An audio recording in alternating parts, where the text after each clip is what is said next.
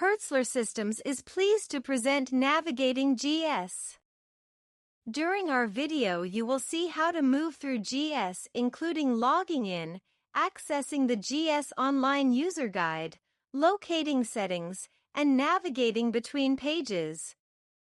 Please note that your specific view will depend upon your GS role. To log in, type app.gainseeker.com in your browser. You may want to bookmark this page. The first time you log in, you will be prompted to provide your company ID. We recommend checking the Do Not Ask Again box to skip this step in the future. Your system administrator will provide your login credentials. Open the navigation pane to access specific functions in GS. For example, expanding data entry reveals links to the inspections, quick data entry, library scripts, and import data pages.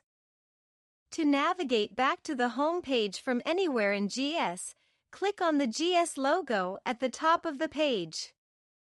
Other areas found on the home page include user settings, feedback and technical submissions, the GS Online User Guide, and quick links. Use quick links to easily go directly to inspections, dashboards, reports, and more. Note, you can also access these areas from the navigation pane. For more information on GS, check out the Online User Guide or contact sales@hertzler.com.